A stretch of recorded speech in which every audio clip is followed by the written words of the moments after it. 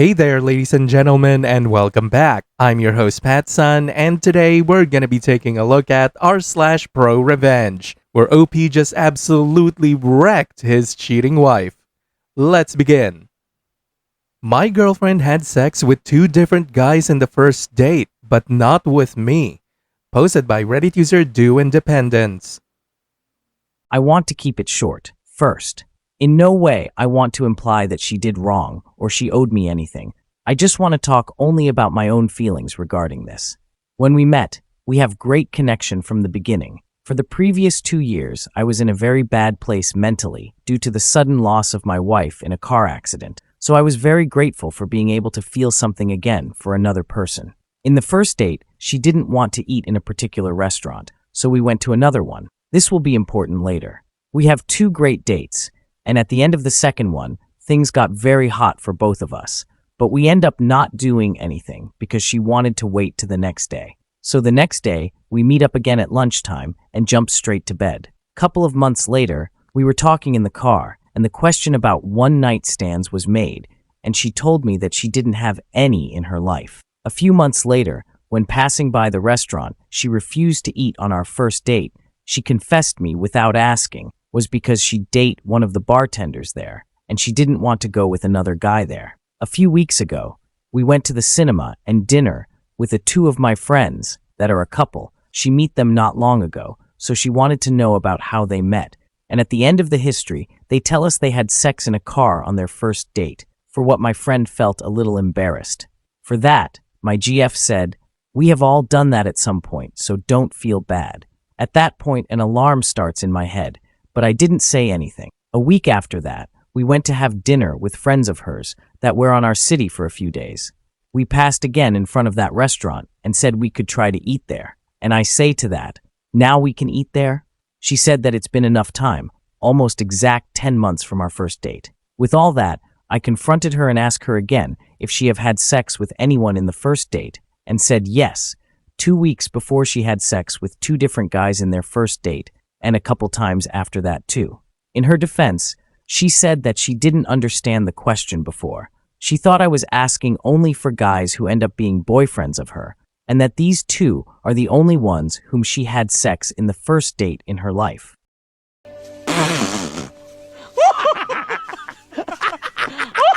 At that point, I felt a bit betrayed. She told me she wanted to experiment the feelings, that she knew any of them will be anything but a hookup, that she saw a future with me, and from the first moment, knew I was special. I've tried to tell her that I don't feel special because she saw something in them that she didn't see in me to have sex on the first or second date and make me wait for something she did with 2 different guys just days before meeting me. And again, under no circumstances I say she did wrong or that she owed me anything. This is only about how I feel about all this. Am I wrong for feelings like this? OP, you are not wrong for feeling the way that you do. The overwhelming majority of men don't want to feel that kind of special. Look, man, the reason why she slept with them on the first date was probably because they were a bunch of Chads and Tyrones. And you're not. The only reason that she's with you right now is because she thinks you're a sucker that will accept her for who she really is and her 100 body count. Seriously, this stupid kind of female standards just fuck up the entire dating market for everyone. Women rewards assholes for being assholes and punishes the guys that have pure intentions. And then they cry and complain that all men are pigs after they get pumped and dumped. And now for today's second story. I gave the car to my wife. Posted by Reddit user InsaneRN. When I was married, I tried to make it work. My ex will have a different story, of course, but my conscience is clean. I worked my ass off so we could get out of debt. I was there for her brother and sister when stepdad would go on a bender and Hulk out when his frustrations got the best of him. I never hit her, and I never cheated on her. I really truly tried to make it work. My ex had cheated on me once before, but I sincerely believe that people can change if they really want to. She was profusely and abjectly sorry and promised to never do it again. I took her apology at face value, and life went on. I never brought it up again, not even in our worst arguments. But having been burned, I remained vigilant. We had moved in with her mom to help out with her family's medical bills, but moved out when those were under control and we were finally able to get ahead just a little. We had a little bit of disposable income and a little bit more free time for ourselves. 4 years into our marriage, I noticed that she was going out a lot with friends. Work was demanding more of her time. She was coming home later and later. She was skipping out on eating our meals together. Classic signs. I finally confronted her. One day, she told me she was going out with friends. Again, I said it was fine. When her friends came to pick her up, I told her I wanted to meet them. Oh, we have to be somewhere at this time, and we'll just make it if we leave now. I consider myself pretty laid back, but I took a hard line this time. You're not going anywhere until I meet them. She knows she's caught. She goes out the door and comes back with one guy. My heart rate shoots up, and I try to keep my rage under control. My dad was an old-school soldier, and he taught us discipline. You learn discipline real fast when screwing up means you get the belt. I have both of them sit down. She can't even look at me. I straight up ask, "Are you her boyfriend? Is she your girlfriend?" Guy has a smirk sneer on his face. "What do you think? You know that saying, seeing red?" It's true. I saw red. I wanted to get my machete and go to town. But discipline, you are better than they are. I control my breathing, take a deep cleansing breath. My voice is shaky. I point to her. "You, woman, if this is how you treat our marriage, then I want nothing to do with you." I point to the guy. "You, if she can do this to her husband, guess what she's going to do to you?" I point to the door. "Both of you may now leave." The guy drops the smirk off his face because he sees something in mine, and both get up and scramble for the door. Right before it shuts, I can hear her yelling at him about how close he came to dying. I hear the car peel out a few seconds later. I lock the door and collapse down against it. Emotions ensue. That night, she calls me up. She's getting her stuff and getting the frick out of my life. I'm still messed up, so I say yes. I tell her I'll even stay out while she does this. "Fine," she says. The next day, I go out and do stuff. Then I go do more stuff just to do stuff. When I get home, she's taken her stuff. She's also taken a shit ton's worth of my stuff. Stuff that was sentimental to me but not to her, just to deny me that little bit more happiness. That's not right. That's just rubbing it in with a rake. I'm stone cold sober now, and I begin to plan. It takes a week, but end result, I take her car. First person I called immediately after I got home was her mom. I told mother-in-law that we, her daughter and I, couldn't be together anymore. Mother-in-law tries to get more information, but I tell her to get it from her daughter and call me if she needs any more details.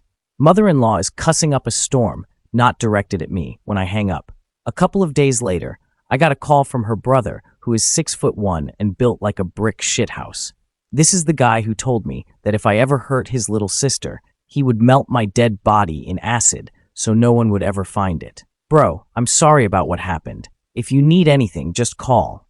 My mother-in-law has 10 siblings. She told all of them, and all of them were solidly behind me. Even the psycho aunt that nobody else in the family talked to. Her cousins, nieces, and nephews called me up to offer support. It was immensely gratifying. Karma. About a year later, I heard through a friend that BF got her pregnant and then dumped her. A year after that, heard she was pregnant again from a different guy who also dumped her. TLDR, wife cheats on me. Her family backs me, not her. And now for OP's update. The happy. Years ago, I used to be married to she who must not be named in my family. For the purposes of brevity, we shall call her Alice. Somewhat significant age gap when we got married. I was 27 and Alice was 19 at the time. We had our share of ups and downs, and during one particularly hard time, about a year after we got married, we were sunk in credit card debt and had to move in with her mother, who had a whole bunch of chronic medical problems and no insurance. Stepdad is a shade tree mechanic, who was not bad at it, actually, but couldn't get regular work because he had medical problems all his own. Move in, cut some costs, help family. It's the right thing to do, right? Problem was, Alice and I couldn't seem to both hold jobs at the same time. She would get laid off a week before I would start a new job and vice versa. After about 9 months of this, I was like, fuck it, I'm gonna get all the jobs. I get a job working weeknights. I get a weekend job. The temp service I signed up with was really aggressive and got me decent weekday jobs on a regular basis. Only problem was, these jobs were over an hour away from her mom's, and I'd be so dead tired from working, I'd crash at my brother's place, which was 10 minutes away, the next city over. I'd only be able to go home to see Alice every few days. then have to get up a few hours later so I could beat the rush hour in to work. 4 months pass, and we find ourselves slowly inching from the red into the black. One day, Alice lets me know that she got a job. It's about 20 minutes away, and only I have a working car. She has friends that can give her a ride when I'm not home, and I take her to work or pick her up every chance I get. This goes on for about a month. Finally, she says, "I think I need my own car." It's all good. She's an independent girl, and I can see how hard it is for her to be so dependent on other people. I do some quick math and figure it would take about 4 months for us to get enough money together to get a decent beater that won't die in a year. She nods her understanding. I see her disappointment, and my man pride cannot take it. I level up and go beast mode. I start taking side jobs, mostly construction, with a friend of a friend who pays on a per-day basis to fill times when I have blanks on weekdays when the temp agency hasn't got anything for me, and I pull double shifts for the weekend job. I sleep an average of 4 or 5 hours a day. 3 weeks later, I have purchased a car for her, a cute little 4x4 that I saw on Craigslist. Mechanically sound, but was dirty as hell. I park it at a friend's place, and over the course of a week, give that grimy bastard the most comprehensive cleaning of its life. You could have eaten off the wheel wells. I shit you not. My good buddy, Nathan, springs for some cheap but nice visuals, wheel paint, seat covers, floor mats, etc., and we make it look even better. When we move it out of the garage, my friend's mom swears it can't be the same car, and I have to prove it to her. I leave my car with Nathan and drive home in her car. Timing is perfect. I'm about 10 minutes away from home when Alice calls me on my cell. She wants to go get some groceries. I let her know I'll be there in a bit and park by the curb one house down. I knock on the door and tell her to come out so we can go. She steps out and looks around. "Where's your car?" "Left it at Nathan's." "What did you drive?" "That." I point at the car. "Whose car is that?" "Yours." She takes a couple of seconds to process that single word. Then her jaw drops and Alice runs back inside screaming, "Mom, Op got me a car." A couple of years go by. Alice has learned how to use a manual transmission because her baby has one. Between myself and her stepdad, Alice has learned to change the oil herself and even took an active part in replacing the brake pads and all 4 shock absorbers on her baby. She bathes her baby herself. She has learned to take care of her baby. Mother-in-law's medical problems was mostly manageable with meds now, and stepdad is getting almost regular work thrown his way by friends and previous customers. We have moved out of her mom's place, and I'm only working 2 jobs now. Credit card debt is down by 80%. Alice also has a steady job and is thinking of going back to school, and then I find out she is cheating on me. Fool me once, shame on you. Fool me twice, shame on me. There is no third time. There must be payback. My man pride demands it. A week after the nuke drops on our marriage, I've worked out the problem. She's already gotten her stuff and moved out by then. I call her up to meet. Lunchtime, her work. Just to talk, I say.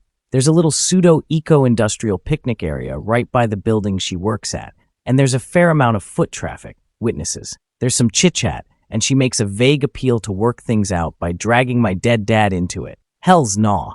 You don't have the right to do that. You had a 1% chance, but that just flat out dropped it to 0. I cut her off mid-sentence. "I'm taking the car. Your car." "What?" "The pink slip is in my name. I'm taking back my property right now, and if you don't hand over the keys right now, I'm going to report it stolen to the police." "But you gave that car to me." I'd been talking in a normal, conversational tone up until this time. Her betrayal rams into my chest for the 1,000th time. My voice hardens. "I didn't give the car to you. I gave the car to my wife." Her brain still isn't firing on all cylinders. She asks, "But how will I get to work?" "Get your boyfriend to drive you." I'm still looking at her. Her face goes slack as she realizes that I am not kidding. I take the keys, get into her baby, and drive off. I look at her as we pass. She still has the same look on her face, and I drive all the way home with the biggest shit-eating grin on mine. TLDR, I buy my wife a car. She cheats on me. We break up. I take the car back. Kudos, OP. Aside from you forgiving her the first time she cheated, you've handled this magnificently well. More power to you, my man. Viewer support is the best way for me to remain independent and continue bringing you these daily videos, which will always be here on my channels for you to watch absolutely free. So please consider subscribing to me on Rumble and on YouTube. Both will be linked in the description box down below. Thanks for listening, everyone. If you even somewhat enjoyed today's story, make sure to give this video a thumbs up, and if you really like it, consider subscribing to PattSun to never miss a future upload. Stay strong.